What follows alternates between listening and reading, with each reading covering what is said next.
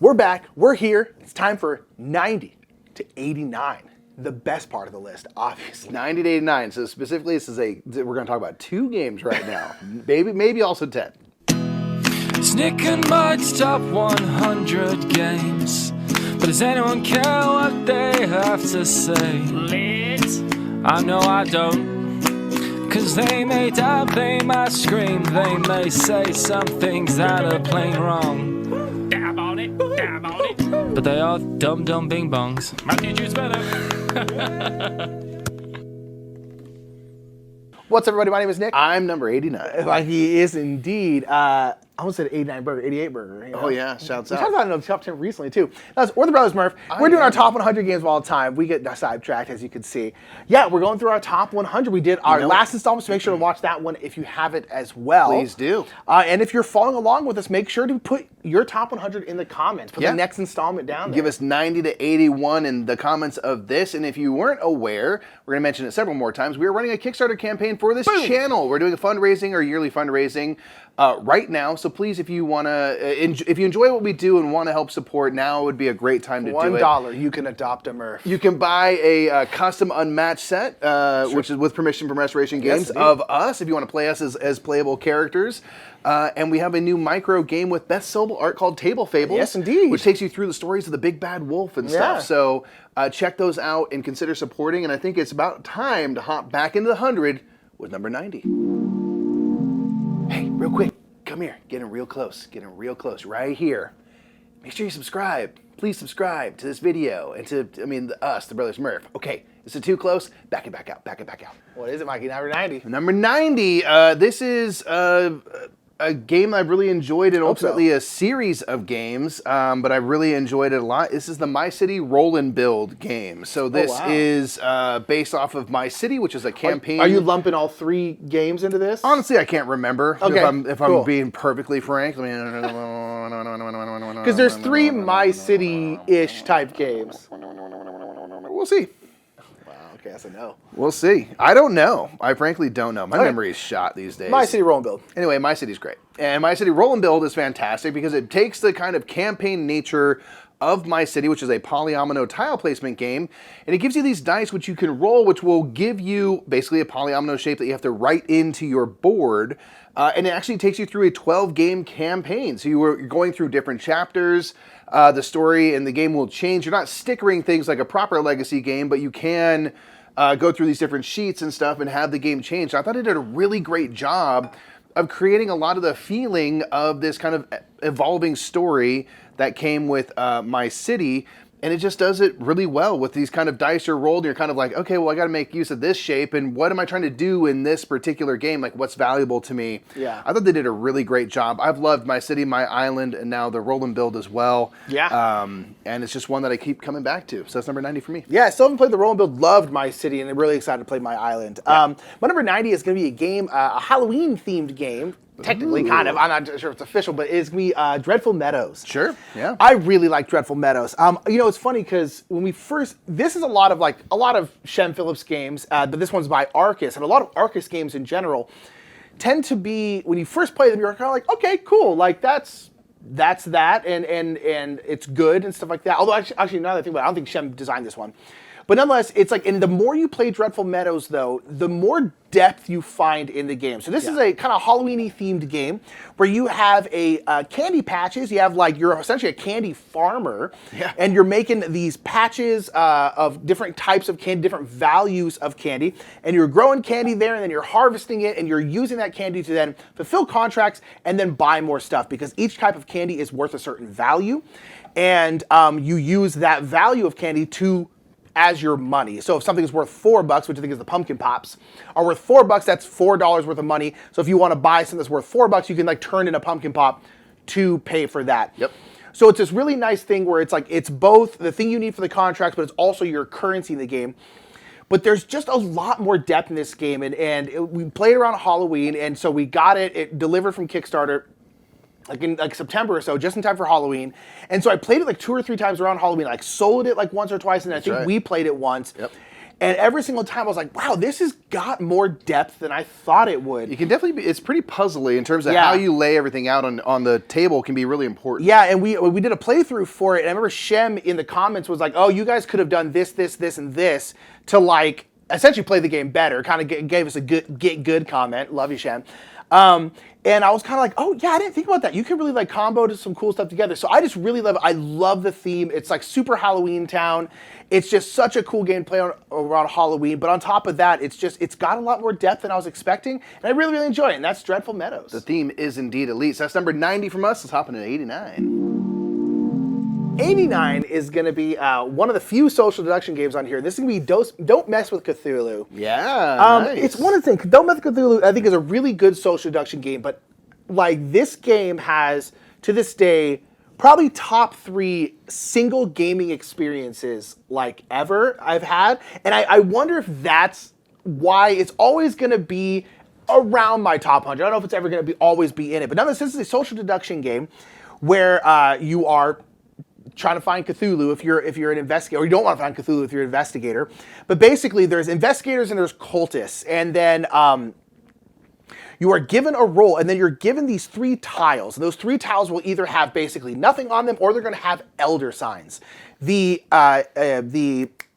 investigators are trying to find these elder signs, and the cultists are basically trying to like string out the game, or have the investigators find Cthulhu. Yeah. Because Cthulhu is somewhere amongst there.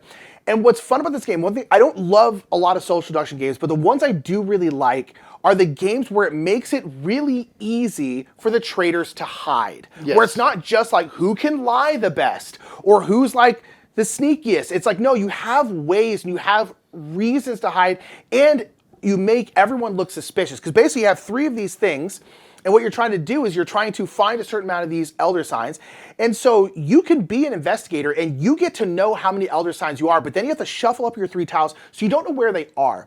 So you could be an investigator that has 2 of these elder signs, and then on your turn what you're going to do is you're basically going to point to someone and say, hey, flip over that tile.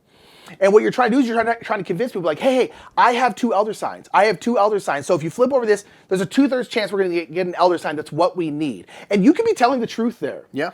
But then they go, okay, flip over the middle one. And the middle one happens to be the one blank one. Yeah. So everyone immediately goes like, you're a cultist, I know. You're like, no, I promise you. 2 of these are elder signs. And so it's like this way to look suspicious.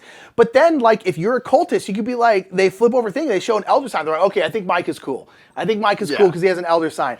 And so it's one of those things where it's really easy to hide, but there's still a lot of shenanigans. And we had this game at Dice Tower East, it must have been. Yeah. One of our first Dice Tower East. But it was like you, me, Dave, Paula, Matthew, like the TGIB crew.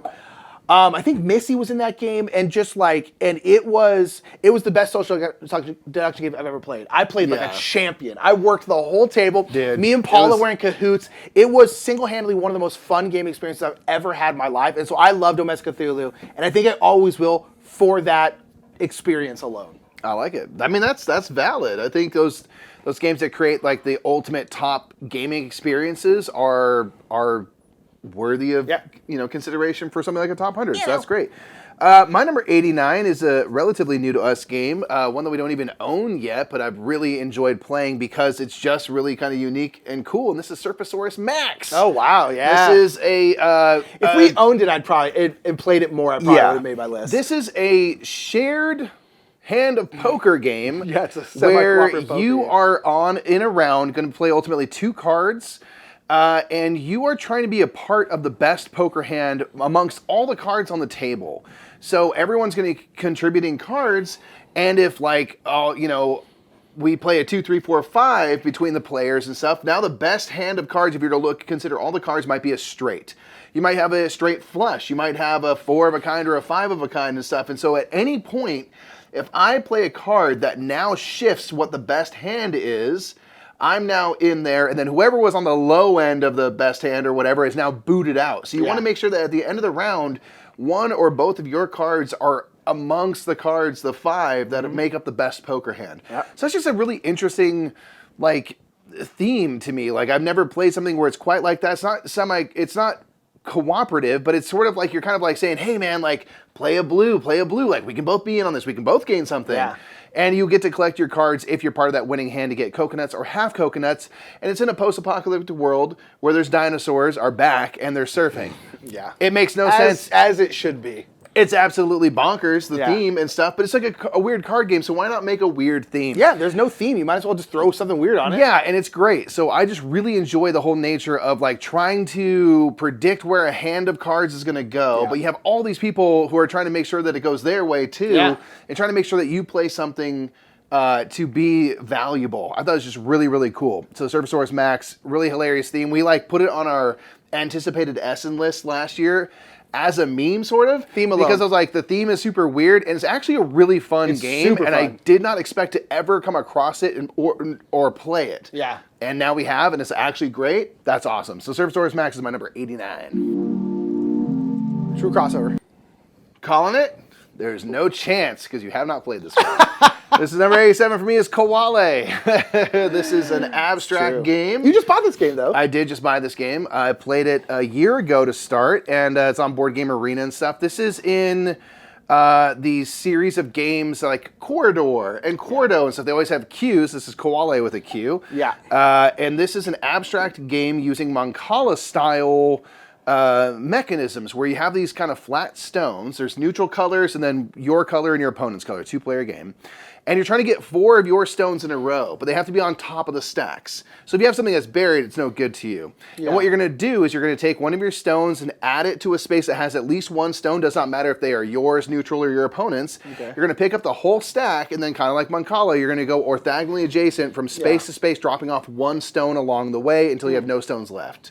If at the end of that turn, you have a row of 4, either diagonal, row or column, of all your stones on top, you win the game. So it's super duper quick. Yeah. It's got a great feel and look to it. It's It just really does. nice. All of these games have nice wooden pieces. Yes. It's beautiful and abstract and quick and simple, and it's just like one of those great conversation things my wife and I will play as we kind of chit-chat or have coffee or something like that. And it's just one of those great kind of simple games to get into with some nice like appeal. And I really want to try the other ones I played, Cordo and stuff, which is like super weird. It's a much more thinky one. Breaks my mind. I can't handle Cordo. Yeah, It's I really rough. like that one, but Yeah. it is more like hands-on. This one's a little bit more casual and chill, so I just think it works great. And I really was just taken with it from the first moment I played it, and happy to own it now. And they have like a mini version coming out soon, which is like a little bit more portable. This one isn't huge. No, but, it's not huge. So it's Koale. Okay. I don't know why I thought this would be a true crossover. This would be way higher in Mike's list. My number 88 is Dofram Antique, the board game. Ooh. Yeah, I'm just curious. I don't know why I thought it would be this low in Mike's. It's not. Dofram Antique, now, I'm just checking. the board game, is based off of Dofram Antique, the video game. You know it. Although I did not like the video game, and I love the board game. The board game, this is a cooperative game, and it's interesting. It's a game that you technically can't lose because you're just getting a score, and then basically how good your score is kind of determines how well you did. Yeah. So it's one of those games where it's interesting because you can't actually lose, but I think that's one of the benefits of it because it's a very relaxing, very casual game. People can drop in and out of the game. You don't need to you can play with technically an infinite amount of players. Yep. This is a game where you're going to be drawing a tile, a hexagonal tile, and you're going to be putting that in your ever-growing Dofram Antique world, which is like a small village, right? Yep. And so you're basically growing out, those tiles are going to have like grass, like wheat fields, villages, rivers, railroads, things like that. Just general kind of like Carcassonne kind of things. Stuff.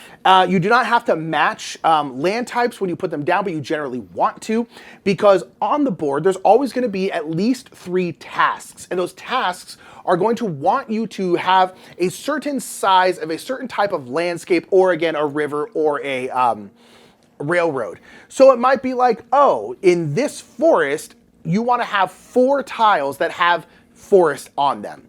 So like, okay, and then once you do that, that task gets completed, which is good. Completed task will give you points. And then you'll then bring out a new task on the next person's turn, so there's always 3. So you're just building this out together. You're getting a tile on your turn, and you're putting it somewhere. You're trying to complete as many of these tasks as you possibly can. The more you can do, the higher score you're going to get. But there's also like a little bit of a campaign in this game, where as you basically, whatever score you get, you're going to get to mark off that many dots on this kind of like branching path that will basically unlock other parts of the game. Yeah. So there's like these flags, and those flags are going to like double the whatever it is in that one. Oh no, you want to completely surround the. You want to get a group with a flag, but then have it be entirely closed That's off what it's to be able to closed off. score it based on its size. Exactly. So there's like all these new things. They're usually like 1 or 2 extra tiles, some extra tasks, things like that. They're just going to get kind of thrown in the game that will just basically allow you to get higher and higher and higher scores. It's super fun. It's really, really casual. It's the perfect like end of the night game. Again, you can come in, stay around for 2 turns, and then just leave. It just doesn't matter. Like it's just, when some people are like, what's the point? I'm like, the point is just fun, relaxing, The point is just to have fun, enjoy So yourself. it's just like, to me, it's like, you don't need necessarily like, I need to win and da-da. It's like, no, it's just for fun, relaxing times. And There it's is really Dwarf the duel either out or coming out, which is a 2-player competitive version if you need that. So yeah, it's like and that I don't, exists. I want to try it. I don't know if I do need that, but nonetheless, we'll see. But that is my 88. 87? 8. That was my 88. It's Cool. 87. Just for FYI, it's 106 for me, so it's just out of the It's list. not on your list. We never play it. All right, now on to 87. My number 87 is a crazy game called Rush MD. I love Rush MD. We can't play it too often because it almost gives me a heart palpitation, which is good considering this game's about a hospital. This is based off of, well, not based off of, but it's kind of a sequel to Kitchen Rush, which is a real-time cooperative worker placement game. Rush MD takes place in a hospital, but still a real-time cooperative worker placement game where your workers are sand timers. And when you put that sand timer out to do a certain task in the hospital, you will flip it over so the sand starts going down. Woo, woo. And then basically but you cannot then move that worker until the sand timer is through. And then you can move them somewhere else. So it's this constant battle of moving stuff, but then having to like, you're like, oh, I need to move that doctor, but I can't because they're not out. So what can I do while I'm waiting for that doctor to get done? And they're going to be, every player is going to have a doctor, but then there's going to be a bunch of nurses, and nurses are kind of neutral. Like everyone can move them, everyone can use them. And you're basically trying to treat patients. You have patients who are coming in. There is like an area, the kind of the inpatient, outpatient area where you're bringing people into the hospital, and they have to discover what they have. You have to kind of diagnose them. Like, oh, they need these tests. They need like a blood culture test, and they need an MRI. Oh crap, they're dying. They need a new heart. And so then, as you do these tests, This dude does not have a head. yeah, you might find out that they need other stuff. Like, oh, this is bad. We need to get them into surgery quickly. So things can get kind of worse as you're going. But then each one of these tests, like MRI, blood cultures, all stuff, they're all these like little mini games. And then there's like a dexterity element because you have these tweezers. Because if you're doing stuff with like organs, you can't touch them with your hands. You have to actually use these little tweezers to like pick things up, put them around. You have these like plastic syringes that you literally are putting like medication in. You're throwing it in their hospital bed. It's wild. The production value is insanely good. Bananas. And it's just such a unique, weird, fun game that is hectic and crazy, and I absolutely love it. Completely agree, man. Fantastic. Absolutely love it. My number 87 is a racing game, one that I really enjoy. It's really fun. It's on this weird cube dice world called Cubitos. Yeah. I think is great. maybe you mentioned this I tried the before. last list. I feel like you maybe did. So Yes, I did. Cubitos is an awesome racing game with some push your luck right there in the middle of it because you are rolling dice. The different dice colors will pertain to cards and stuff and give you different abilities. You can swap those cards out so the abilities of the same dice will change. I think there's like 7 or 8 for each die. Yeah. Bananas amount, yeah. Which is really great. And so you are rolling dice to roll feet, which allow you to move your little character through the track. You're trying to be the one who wins ultimately. Or you can trigger their special abilities, which might give you currency to buy better dice, do extra movements, all sorts of stuff. Roll more dice, things like that. So the whole press your luck element comes in play because most of the dice faces on each of the die are blank. Like the best you're going to get is a 50-50 shot. Yeah. The best dice have 3 faces and 3 blanks. Which is not a great odds. Yeah, so you're rolling a lot of kind of, you're rolling like 8 or 9 dice. You might get 1 or 2 things that have a face and they're hits. Once you have 3 things that are hits and you have set aside, if you roll all blanks, which is likely, you will bust. But if you have like 7 or 8 dice, you're like, well, something's going to hit. It's impossible for me to not do it. So you can choose to keep rolling or bust. If you bust, you move up this fan track, which isn't like the end of the world, but you're not going to get to do as much on this turn.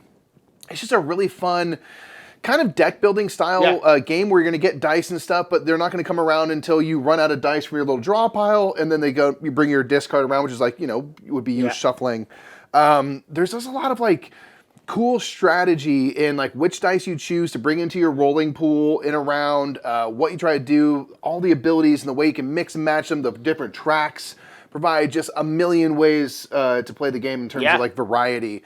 And it's just a really fun, cool world. And I just love trying to just like go for one more roll. Because man, if I hit this thing, I'm gonna have a huge turn. Can buy some super expensive dice.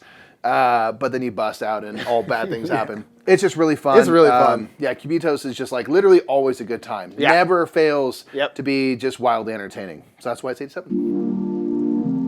Number 86 is from Praise Be. Phil Walker Harding shouts out. This is Cacao, which I think you mentioned already. wow, okay, yeah. This is a Love tile Cacao. placement game where you are you have a stack of worker tiles. They're going to have tiles. They're going to have 4 workers on them. And they'll be distributed in different ways, either 1 on each of the 4 sides, or 1, 1, and then 2, or 3 and 1. You're always going to have 4 workers, and you're going to be adding it to this board of which will ultimately be a checkerboard pattern of alternating worker tiles and then jungle tiles, which have things like fields where you can harvest cocoa, markets where you can sell cocoa, temples you can surround, and things like that. Yep. And you're always going to be placing your workers. And if I place a worker with 2 on that side that's adjacent to, you know, the little single field, I'll produce 2 cocoa. Because there's 2 workers activating that thing that's adjacent to it. So it's this great spatial puzzle of trying to make sure that the way you rotate your tile and which workers are where, you're going to be able to activate anything that makes, you know, a match with a jungle tile. But since we're all building this out together, there might be a situation where I have, you know, a tile and one of my faces is pointing to nothing. There's nothing there.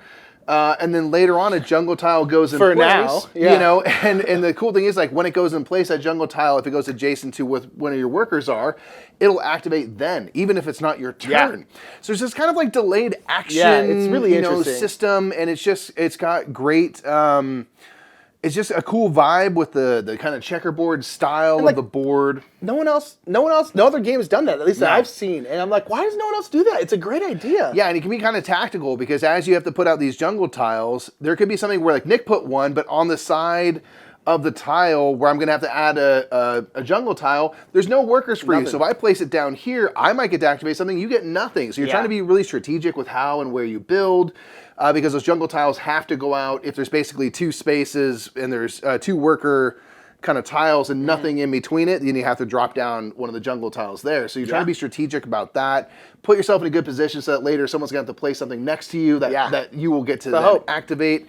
It's just really, really cool. It's just such a fantastic game that does, to your point, doesn't really... No one's really done that before. Maybe there's another game out there that does it, but like I haven't seen it or played it, and so it's a great idea for a tile placement. I completely agree. So that's Cacao number 86. My number 86 is a game you're placing tiles, but on an ever-growing building. This would be Pagoda. Oh, yeah. Pagoda is a great game. It is unfortunately wildly out of print. So if you can find a cheap copy somewhere, get it, because it's very, very difficult to get. I wish Pegasus Spiel would release it again because it's a really great game. This is a game we were building pagodas. Pagodas are those very beautiful, ornate, like tall buildings you see in like Southeast Asia, sometimes in Japan, things like that. And they're really, really wonderful. In this game, you're going to be playing cards, and those cards are going to have different colors on them. And those cards you can do a couple different things. You can build pillars on a pagoda, and you're building these 3D pagodas. You can put pillars out. Once there's 4 pillars, you then can play a card and put a roof on that level. And then once it gets to a certain height, you then can put you can put a floor on that level. Once it gets to a certain height, you can put a roof and then a spire on the very top. And so basically what you're doing, it's a 2-player game, and there's like 6 different spaces where you can be building these pagodas. And when you're playing off these cards, you can put stuff on any of the pagodas. It's not like anyone owns any of them. And when you put out a pillar, you're going to get points equal to what floor it's on. So if it's on the ground floor, the first floor, it's going to be worth 1 point. So you put 3 pillars there, you're going to get 3 points. But if you put them on the second floor somewhere, they're going to be worth 2 points each, then 3 points each, then 4 points each, and that's the height it can go. The next floor is going to have to be a roof. So this game is really tactical because it's all about not setting up your opponent. Because if I'm like, I build 3 pillars on the 3rd floor and then build a floor, and that's the end of my turn, Mike's going to go, cool, thanks. I'm going to now put a bunch of pillars on that 4th level and score like 14 or like 16 points. The right color cards in my hand, but it's like, yeah, you don't want to set someone up. Yeah, exactly. So, but it's all about trying to set yourself up, not setting each other up. Also, whenever you place a floor, each color of floor has a special power that you then get to essentially unlock, and then you can use it twice before you essentially have to recharge it again. It's so much fun. It's really good, really tactical, kind of like really in your face. It's just great. It's unfortunately super out of print. But if you ever see it somewhere, play it because it's great. I love Pagoda. Highly recommend that. Yeah, that is number 86 from us, y'all. Let's get 85. Boop. 85 I got to play recently, and I reminded you how much I like this game. This is Oceans. Oh, yeah, Oceans by North Star Game. This is the third, soon to be fourth, or rather, third of 4 games in the kind of Evolution line. Now, Evolution was the original game where you were evolving species, putting different traits on the species, like horns and a long neck, basically trying to evolve and eat food. Then there was Evolution Climate, which added climate in it, which I thought was Flight as well. Yeah, but that was an expansion. Evolution Climate was its own game, technically. So. It was a standalone game, but right. you could combine them. But there's Flight, which is an expansion. And then they came out with Oceans, which is a whole other game that you can't combine with any of the other ones, where it's similar, where you're getting species, you're putting traits on those species, but you're in the oceans. A lot of things that work differently. Whereas now, you're all in the ocean. So it's not really like, I'm in this area, you're in this area, you can't get to me or anything like that. It's like everything's kind of in one big circle because you're in the ocean. So there's a lot of adjacency rules where there's basically what you're trying to do is you are trying to every round, only one of your species, because you can have as many as you want technically, only one of your species is going to get to feed. But then at the end of your round, all of your species are going to age as they age through time. And whenever you age, you have to take a fish off of their board and put it into your scoring bag. All those are going to be points. If you ever can't take a fish off their board, because there's none on them, that species then goes extinct. Their traits weren't good enough to keep going. They did their time on Earth, and now they're extinct. And that's not the end of the world if it happens. So basically, you have to set stuff up where you're always going to have fish. So you can keep aging all of your species as much as possible because that's your points. But you only feed one species each time. So there's all these traits that work off of adjacency, where it's like, oh, if the species to the left of this species feeds in this specific way, this species then gets to get some fish from the ocean as well. And so there's all this like cyclical nature of everything going around and everything kind of working off each other. And if I'm on my very right species, it says da-da-da something to the right of it, that's going to be the leftmost species to the player on the right, the player over here. And so you're constantly thinking in this kind of big circle, and it's just really, really fun. They added in an expansion. They gave everyone these like crazy special powers. There's like all these deep cards, which are like super nuts. Yeah, but really even just the base game without all that stuff, it's just really, really enjoyable. It's really solid. Still got great art. Again, there's like another game called like Nature coming out that's kind of, I think, in this similar vein. Yeah, it's got a bunch of modules and stuff. Yeah, and I really like it. I really like Oceans a lot. I got to play it recently, and I was like, oh, that's right. I really, really enjoyed this game. Right on. So number 85 for you. Number 85 for me is a game that's sort of a second game in a line, although they're not really related to each other truly, but this is Point City. Yeah. So Point City is kind of a follow-up to Point Salad in that they kind of took these double-sided cards where one side will show one thing, one side will show another, and you'll be drafting these cards and making use of them. With Point City, this is kind of an engine-building game, kind of like a Splendor, where you are going to be drafting cards from a tableau. There's 16 cards out there. You're going to draft 2 that are orthogonally adjacent to each other. Now, one side of the card will show a resource or resources. The other side will show a type of building. And if you draft a building, you need to be able to immediately build it. It's going to have certain resources, and then at times it will provide a kind of permanent resource for you, or victory points, or a civic building, which gives you these tokens for scoring and stuff like that. But what's really cool is like as you get your kind of engine built up, if you start producing these permanent resources, you can use them from turn to turn to turn. So you start needing fewer and fewer kind of resource cards. You don't have to like spend so many turns like hoarding a bunch of cards to then spend to build these buildings. Yeah. It's got that really satisfying build-up like a Splendor has, where you do get to kind of build bigger stuff as you go through the deck of cards. You go to kind of like level 1, level 2, then level 3 cards that are more expensive, but by then your engine is kind of built up. Yep. You're kind of doing some set collection stuff for the civic tokens where you want to have a certain, for every lightning resource you produce permanently, you get 2 points and stuff like that. And it's just got a nice kind of vibe. I like the city, building theme. The buildings and the art style is kind of really nice. reminiscent of Point Salad, where it's kind of cartoony and simple, and it's just nice looking. got a cool appeal to it. Yeah, and that kind of the tactical nature of how you draft cards. Yeah. And drafting those building cards to immediately build and stuff is something that I really prefer, like over a Splendor. Yeah, personally. And it's just Gems really for fantastic. nobles. I'm like, all right, whatever. Yeah. I'd rather build a city, just personally. Yeah, it's like you have Yeah. like little micro parks and stuff you can build, or schools, which is just fun. So that is 85 Point City. This is the true crossover. I can sense it. No. Say it. You're first. Okay, Keyflow, right? No. No? No. I don't. Don't break my heart, Nick. 84 is Keyflow. It is not Keyflow for me. Fine, fair enough. Keyflow is a game based on Keyflower in the Key series of games, where, like Keyflower, you are going through a year of time through 4 seasons, building up some buildings, working and kind of producing resources from those buildings, and then allocating those resources in the later seasons for scoring. This takes what is originally kind of a meeple placement game in Keyflower and turns it into a card drafting game where rather than tiles, you just have cards which represent your buildings. You're going to be drafting them out. You also have cards that have meeples on them, which will allow you to activate your buildings to produce stuff. And in those first couple of rounds, you're going to get building stuff that are going to produce a lot of resources. Yeah. You need to get them built up and activated to start producing goods on the buildings themselves. You can make use of your transportation cards to then move resources from building to building. And you are going to, in the fall and winter in particular, have cards that are going to give you points for having certain resources on them. And having certain, animals on the cards that you draft. There's a whole bunch of kind of iconography, essentially.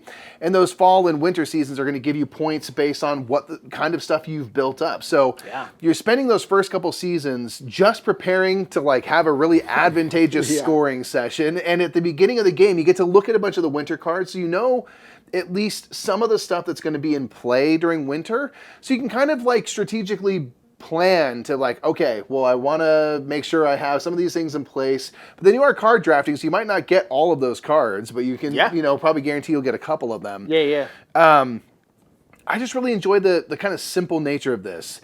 Keyflower can be really tactical. You can place meeples on other people's buildings and basically block them out of it and all sorts of stuff like that. And here, it's just not as kind of mean as all of that. It's all a little simpler. I can make use of your buildings similar to Keyflower, but it doesn't preclude you from using your buildings and stuff like that. And I just like the whole, how am I going to build my town? Where am I going to put my buildings? Because again, you have to transport stuff around. So how am I going to build this so that everything is kind of close to where it needs to go? You want to upgrade buildings to get better production and points and stuff. And then how do I just maximize my score? It's very min-maxy. Very min-maxy. You spend half the time playing the game, then half the time scoring the game. And so it's very quick. But I enjoyed it every time. We don't get to play it too often. No, and it's 131 on my list. Because we haven't played it in a while. Been a long think time. if we'd played it more recently, probably would have maybe eked in or at least been closer. I do really like Keyflow. Yeah, I still really like it. That's 84 for me. Keyflow. What's your 84? My number 84, I think, is going to continue to rise on the list. And this is going to be Nucleum. I'm surprised it's this low. I was kind of surprised it was this low as well. Nick be dominating in this game. I do have a tendency. Although now next time I play, I'm going to get destroyed. Hopefully. But I do tend to do very well, Nucleum. I really like Nucleum. It's a board and dice game, a big, heavy board and dice game. And where you are building out kind of like nuclear infrastructure, nuclear energy infrastructure, and out in Saxony, Germany. And so this is a game where you are going to be taking actions based off these tiles that you have, and you basically will place these tiles out above your board, and you get to do both the actions on there. They can be putting out, getting more of these kinds of action tiles, fulfilling, getting contracts, doing a whole bunch of different things. Mining, putting out mines, so you can mine this uranium and stuff like that, because you eventually are trying to power as many buildings as you can, because one thing you do is build out your buildings, but all those buildings are just the buildings, they're just the shells, they don't have any electricity. Your goal is to try to electrify those buildings, because that's how they're going to be worth points, otherwise they're not worth anything. And so you can either put those action tiles above your board and do your actions that way, or you can put them out onto the board, essentially as railroad. and do the actions that way by matching various colors. So there's a lot to think about, like how you want to actually use these tiles, and that's why you can do an action to get more of these tiles, is because you're going to be getting rid of them by putting them out on the board, because you need some kind of train infrastructure, railroad infrastructure, so that you can reach certain different places. Because if you want to bring coal from here or nuclear energy from here all the way over here, there needs to be railroads to there, so you actually get that energy there. It's just really, really fun. It's like super heavy, it's super big. Everyone has like different player powers as well that you can unlock. There's a whole bunch of variability in the game, but you're like fulfilling contracts, you're getting bonuses, you're like comboing stuff into other stuff. It's really, really fun. I like it a lot. There's an expansion coming out very soon. I'm very, very excited to play that. I think this one is going to continue to rise over time because I really, really enjoy it. But right now it's 87. I'm actually, or 86 rather. I'm a little surprised at how low it is, but hey, that's, I'm sorry, 84. My apologies.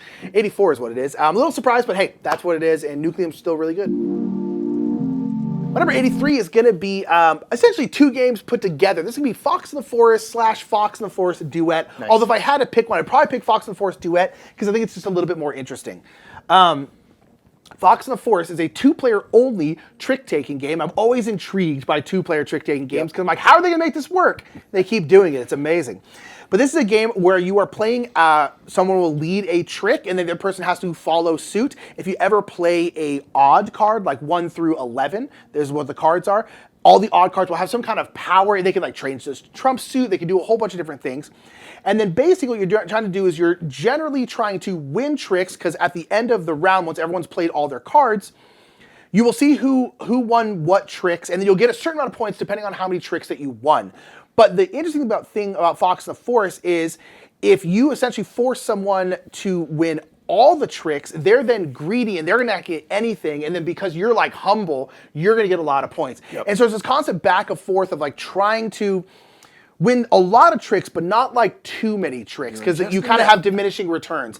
So Fox in the Forest Duet then makes it cooperative, where instead of trying to like specifically win a certain amount of tricks, you have this like little forest board, because they're both very small games.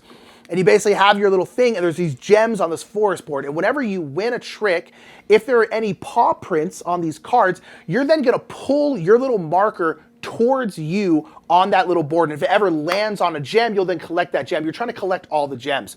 So the thing is, if we pull the thing over to me, we then, without saying it, because we can't talk about these kinds of things in the game, but oh, now Mike needs to win, and we need to have a lot of paw prints so we can get this thing back his way, because if you ever pull it all the way off the board, you essentially get punished for doing so. Right. And it just takes, all the odd cards still have powers, so you have powers for certain things. It just takes the interesting nature of Fox and Forest and just makes it a little bit more interesting. Yeah. And so I really like both. We have them both like literally in the same box because they're very small games. Which I love. Love both of them, but if I had to pick one, I'd pick Fox and Forest Duet. They're both really outstanding games. I can dig that. I can dig that. My number 83 is a game that will definitely not appear on any list of Nick's. This is Tapestry.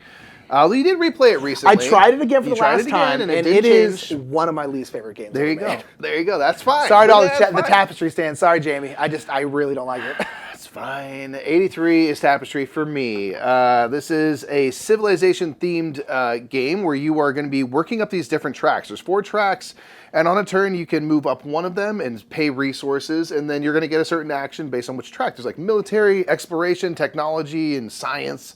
And you are going to be going up these tracks to explore the board in the middle, maybe conquer territories or your opponents, develop technologies, and do science stuff, and put buildings and landmarks onto your little home board, which is where you live, and do a bunch of kind of like, again, civilization-themed things. It's more themed than anything because it's not like linear from like antiquity to modern time. Yeah. It's just like random stuff that has to do with civilizations. And these tapestries, which are kind of like your, whatever era you're in as a civilization, and giving some stuff.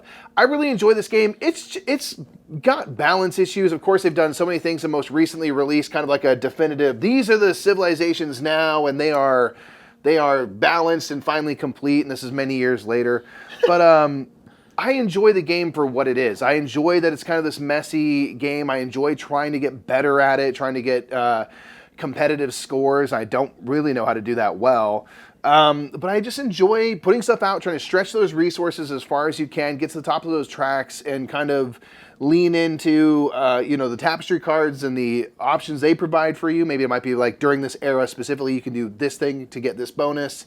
Try to harness those opportunities with a cool production quality to boot. It does have that. I'll give it that for sure. Yeah, I cannot argue that's a perfect game in any way, but it's one that I enjoy playing, and I've played a lot of it in the last year, which is probably why it's kind of crept into the top 100 here. Yeah. So 83 is Tapestry. Getting down here to it, 82. It's going to be a game that I've only played once so far. Ooh. I do think it'll rise with more plays, but I really enjoyed it. This is Star Wars Rebellion. Oh, wow, really? Yeah, so this is... I want to play it so bad. We have it over there. I know, we need to play it. We're going to do a playthrough of it sometime this year. I don't know when, but we're going to do it at some point this year. Sometime this year. It is part of our... I want to play it so bad. It's part of our working through BGG Top 100 challenge. Star Wars Rebellion is a game that's always been...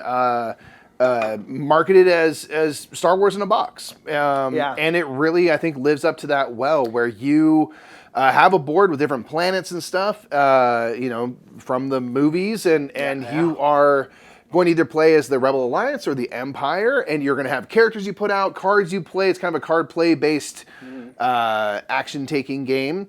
And you're going to try to, if you're the Rebellion, you're just trying to, survive. There's basically a timer. There's a 14 rounds or whatever it's set at, where it says, if you can last till, the end of this track, wherever your marker is, you win. You basically outlasted the Empire. The Rebel Alliance has time to build up, and now, the word is spread, and we're going to overtake evil. And by completing objectives and stuff, you can basically bring that timer down. So it's going to take fewer rounds now to get to the end. And that's kind of how you are trying to win, and the Empire's trying to wipe you out before that can happen. They're basically trying to find your base and stuff. They're trying to find your rebel, the base, and blow it up and stuff. Yeah. So you get to choose where it is. Yes, you do. That's the cool thing about this game. So it's not always in the same place. It's Star Wars in a box, but you're telling a unique version of Star Wars. Yes, and that's what's so fun about this is what planet do you select for your base to be on? Where do you go? Do you try to line up with the movie? Do you try not to? We randomly, when we were playing, had some moments that lined up so perfectly with the story, and then so different at different points. One thing that was great, and this is what makes this game so fun, or a War of the Rings so fun, is where you're telling your own tale within a very famous story. Yeah. Like Kashyyyk, which is the Wookiee planet. The Wookiee planet. Was the center of our game. They're just, for whatever reason, events and things just led us back to battling over Kashyyyk. It was this strategic stronghold. Let's go. And that's not, you go there in the movies, but it's not the center of them and stuff. And so that was so cool. Wasn't it Obi-Wan turned to the dark side? Obi-Wan got turned to the dark side in my version. I was just oh my gosh, I overtook Coruscant. Oh, really? I took their capital away, and that's what led me to win, because if you hold that, you basically get 2 points, or you lower by 2. And so that was allowed me, I was I took your capital. It was so fun. It sounds so much fun. There's, space battle, ground battles and stuff to do. I just played the base game. I didn't play with the expansion. We do have it, because that brings more characters in and kind of refines some of the combat stuff. But for everyone's the combat is fine in base Rebellion. It is absolutely fine. Okay. There's no problem. It's better, from what I hear. The other thing, but it's not this major flaw. Cool. I really enjoyed it. It was so fun. I just enjoy Star Wars. It was fun to play in that world. That's the thing, right? It's we'll talk about War of the Ring later, of course, but it's like. And I won by blowing up the Death Star. You did. You played the movie, kind of. I did the movie, man. Yeah. It's a 1 in a million. Just fired that thing, boom, and I was that is so sick. It's such a cool way to win. That's awesome. So I was stoked on that. But the Star Wars Rebellion number 82. I was going to try to take a segue. My number 82 is Wingspan. I was going to be birds are the empire of the trees? We had Wingspan, Wormspan, X-Wingspan. There you go. Indeed. This is going to be Wingspan. I have not played Wormspan, if anyone's wondering. From what I can tell, it seems like I'll like Wormspan even more. But I really like Wingspan. Wingspan, kind of like Tapestry. I'm aware that Wingspan is not a perfect game. And there are a bunch of weird, broken engines that you can make. But to me, that's the fun of Wingspan. My whole goal of Wingspan, really, it's one of the reasons why a lot of times I kind of tend to mention that I prefer to play Wingspan solo. One, because all Stonemaier games has a really good solo mode. Yeah. But then two, it's just because then I just get to focus on what I like in the game. And that's just trying to make a weird-ass broken bird engine. Like, I had one where I was tucking like 20 cards a freaking turn. Just like all this insane stuff. I like that about Wingspan. Like, I like the fact that you can just build these wild engines where this cascades into this, and this there's so many different ways to do it, because at this point there's so many different, there's a bunch of different expansions, there's so many bird cards. It's like a stack of cards like this big. And it's just great, but this is a game where you're getting birds, you're putting them into your tableau, and then you're doing actions, and as you do actions, you then get to activate those birds' abilities. And a lot of the birds have abilities that can be activated multiple times throughout the game. You're getting eggs. I do like the Oceanic expansion because it does kind of fix a couple of the balancing issues. Definitely like that. But really, it's like, I just want more and more birds. I'll always get Wingspan stuff because it's just, I just want more birds. I just want more weird stuff to do Wingspan because that's what I enjoy doing. It's like, I know, it's like one of the things where like some people are like, that's the bad part. I'm like, that's the part I like. Which is one of the best things about games, right? It's like the part that you might not like is the part that I love. Like, I love just making like crazy bird engines. Right? Like this one's just doing this insane thing the entire game, and this one bird's worth like 50 points. Like, sure, why not? I really like Wingspan. The art's great. I just think it's outstanding, and I think it deserves its place at one of the top because it's just, it's very fun. And so, Speak it, man. I love that. Wingspan, baby. Let's do it. Number 81, the last one of this list, Mikey, is going to be an entire series of games, which I think has overall the best art in any board game, and that is going to be Unmatched. The Unmatched series, the Unmatched system, whatever.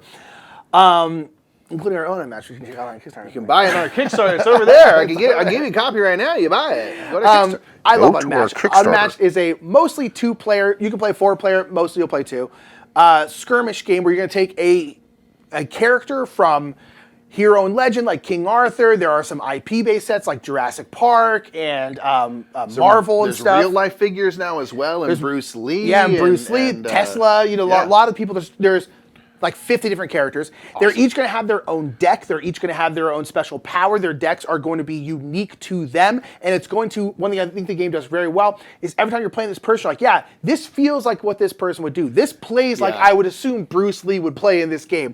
This plays like King Arthur would play. Sometimes you'll have sidekicks like King Arthur has Merlin. Sometimes you're just alone. And there's also now a bunch of different boards. So all these different board layouts you can have. It's just super fun, but this game is just so simple. Like, we've taught this game hundreds of times because we work with Restoration Games a lot. Demoed it a bunch. So many times. And you can teach this game in like 5 minutes because so much of the game is just about your deck, but you basically talk about like, this is how this goes, this is how this goes, this is how this goes, and they can just kind of figure it out by reading their cards. So you can teach the game so quickly. The games usually are like 20 minutes, maybe 30 minutes. That's it. And then you can just go, go, go, go, go. And the art in this game, in all of these games, because there are different artists, they are just so stellar. It's insane. So it's like this mix. And I'll tell you right now, like 2-player, like card-playing skirmish games are not our kind of games. I do not like these kinds of games generally, but Unmatched, I really, really do. It's one of those exceptions to the rule. And part of it's the world, part of it's the art. I just love it, love it, love it. Unmatched is great. I will always get every single set that I see because I just want all of it. So I love Unmatched. It's my number 81. Nice. My number 81 is a drafting game called Draftosaurus. Okay, yeah. This is a game where you have a bunch of little dinosaur meeples, and you are going to have a handful of them. You're going to choose one to play at a time and pass the others to your opponents to your left or right. And you're going to place that dinosaur into your little dinosaur zoo. And each of the different enclosures have different ways that they score. One of them, you want to have as many of the same dinosaurs as possible. You have another one that's the opposite, where you want to have a bunch of different types of dinosaurs. There's one where you want pairs of the same dinosaurs. Yep. Very simple stuff like that. It's a very quick and simple game. Yeah. The thing I love about this game is that it is one that has a 2-sided board with different types of enclosures. One's a little more advanced than the other. But you can teach this game and play both sides of the boards in like maybe 15 minutes. Yeah, 20 minutes max. It's so quick. The little dinosaur meeples are just insanely enjoyable. Mega cute. And cute and stuff. And I love making my little zoo, trying to maximize my stuff. You want to have T-Rexes all over the place because they're just super cool and they give you points and things. But then you're given a little bit of a limiter because every turn you're going to roll a die. And that's going to give you basically half the board that you can use and half that you can't. So it might be one that says you can only use like the forest side, which will be 3 of the enclosures, or the left or the right half, or any place that you haven't placed a dinosaur already, stuff like that. So it gives you a little bit of limitization, but then as that die gets passed around, if I'm the one who rolls the die, I don't have to follow the rules. Yeah. So you get a little bit of a break on that really quickly. And it's just a 2 rounds. You pass out your hand dinosaurs, grab another hand, pass that out, and then you score it up. We just got the expansions too. I really want to try them. Yeah, we have the 2 expansions, which add a little bit more, different types of enclosures, and different types of dinosaurs. Yeah, I've always enjoyed this one so much. I enjoy showing it to people. It's a great filler game through and through. Great for a game night if you're getting the game started or in between something. Bust out Draftosaurus. It's really fast. Yeah, it's just highly appealing, kind of cartoony art. I just love it. I'm just charmed by it every single time. So I will always champion Draftosaurus. And that's it. That's another 10. That's another 10 down. We appreciate you being here. Yes, that's 90 to 81. Boom. We're like getting into the list at this point, you know. We're getting into it. So settle in. Hopefully you're enjoying it. Make sure to subscribe and like this video if you haven't already. Make sure to check out our Kickstarter if you want to chuck a couple dollars at our face. We would really appreciate it. It really does help us out. And again, keep going with your top 100 down in the comments below. We'd love to see that. And I think that's going to be it, yeah? That's it, everyone. Let us know what you think about your lists in the comments, and we'll catch y'all next time. Bye. Thank you so much for watching that next installment of our top 100, 90 to 81. We're not even near the good games yet. Make sure to check out the 191 if you haven't already, and check out, I don't know, whatever else is over there. Want to give a big shout out to our channel sponsors, Board Game Geek, Restoration Games, and Garphill Games, and make sure to check out our Kickstarter as well. Love y'all. Bye.